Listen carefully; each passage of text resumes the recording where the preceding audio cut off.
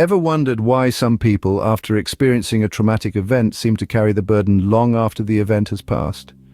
This lingering impact is due to a condition known as post-traumatic stress disorder, or PTSD. PTSD is a serious and potentially debilitating mental health condition that can occur in people who have experienced or witnessed a traumatic event. This could be anything from a natural disaster to a serious accident to personal assault or even war. Individuals with PTSD often relive the traumatic event through intrusive memories, nightmares, or flashbacks. They may also experience feelings of intense distress, anger, or fear, and may start to avoid anything that reminds them of the trauma. PTSD can profoundly affect a person's daily life, disrupting their work, relationships, and overall well-being. It's important to note that PTSD is not a sign of weakness, but a normal response to abnormal events. PTSD is a mental health condition that can affect anyone, not just war veterans. So, how common is this condition really? Post-traumatic stress disorder, or PTSD, is not a rare occurrence. In fact, it's far more widespread than you might imagine. Globally, it's estimated that approximately 1 in 13 people will experience PTSD at some point in their lifetime. This disorder knows no bounds. It affects individuals across all walks of life, irrespective of their age, gender, or background. From children who have experienced traumatic events to soldiers returning from combat to individuals who have survived natural disasters, PTSD can touch anyone's life. In the United States alone, around 8 million adults battle with PTSD in a given year.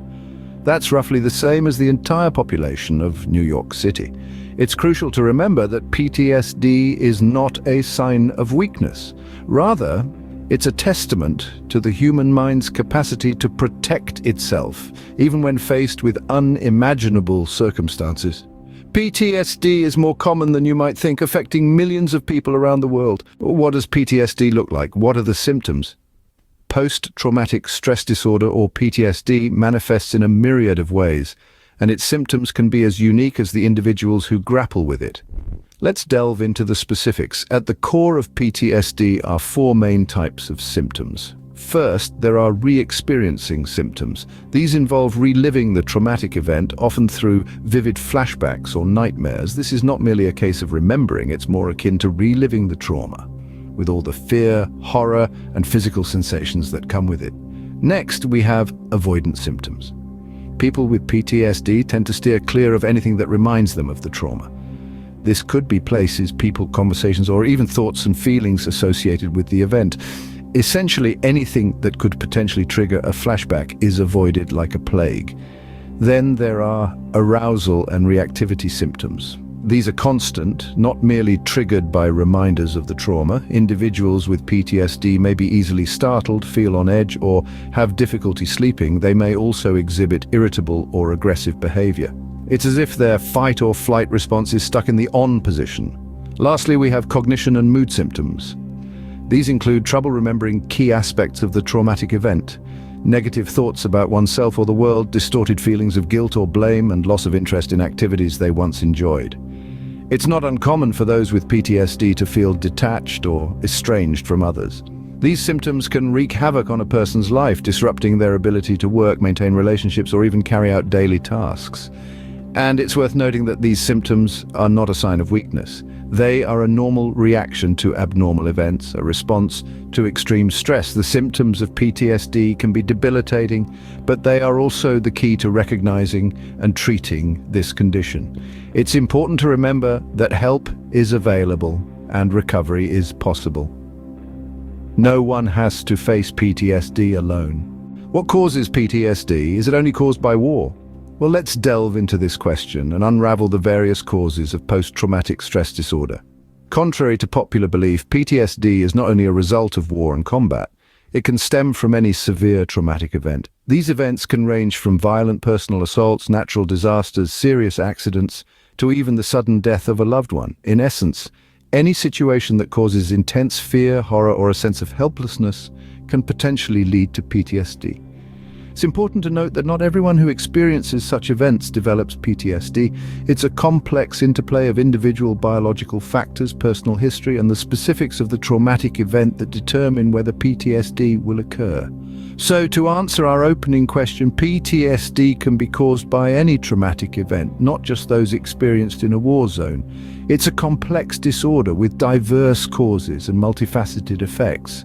How does PTSD affect the brain? Diving into the realm of neuroscience, it's crucial to understand that post-traumatic stress disorder isn't simply an emotional reaction to a traumatic event. Rather, it's a physiological condition that significantly alters the brain's structure and function. In the brain, there are three key areas that are impacted by PTSD: the amygdala, the hippocampus, and the prefrontal cortex. The amygdala, often referred to as the fear center, becomes hyperactive in individuals with PTSD. This overactivity can lead to heightened fear responses and intense emotional reactions to reminders of the trauma. The hippocampus, on the other hand, is responsible for memory formation and retrieval. Research suggests that prolonged exposure to stress hormones, like cortisol, can shrink the hippocampus. This shrinkage might contribute to symptoms of PTSD, such as intrusive memories and flashbacks. Then there's the prefrontal cortex, the brain's control panel. This region helps us rationalize fears and control emotional responses. However, in those with PTSD, this area often shows decreased activity, making it harder for them to manage their emotional reactions and fear responses. These changes in brain activity aren't just theoretical. They can be seen in brain imaging studies of individuals with PTSD, illustrating that this disorder is not just in one's head, but rather a tangible alteration in the brain's structure and function.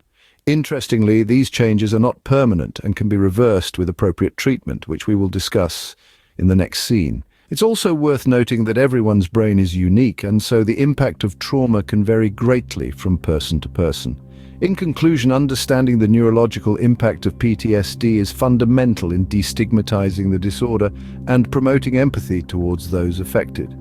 It's a reminder that PTSD is not a sign of weakness or a character flaw. It's a human response to extreme stress, and it's something that happens inside the brain. PTSD is not just an emotional response to trauma, it's a physiological condition that affects the brain.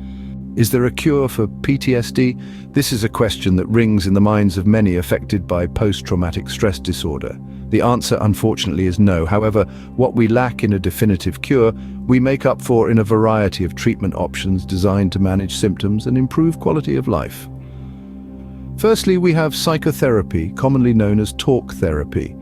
This typically involves cognitive behavioral therapy, where individuals learn to identify and change thought patterns that lead to harmful behaviors. Another form of psychotherapy is exposure therapy, which helps people safely face the trauma they experienced in a controlled environment. Moreover, eye movement desensitization and reprocessing, or EMDR, is another technique that has proven effective. By focusing on eye movements and other rhythmic left-right stimulation, EMDR helps the brain work through traumatic memories.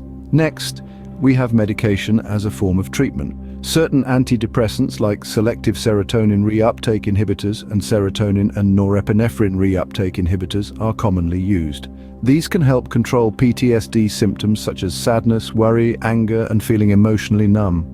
Furthermore, prazosin, a medication originally developed to treat high blood pressure, has been found to be helpful in reducing sleep problems and nightmares associated with PTSD. It's important to note that each individual responds differently to these treatments.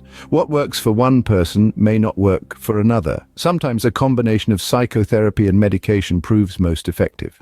Now, there's an exciting area of research focusing on new treatments, such as the use of virtual reality technology to expose individuals to trauma reminders in a safe and controlled environment. It's essential for anyone suffering from PTSD to seek professional help.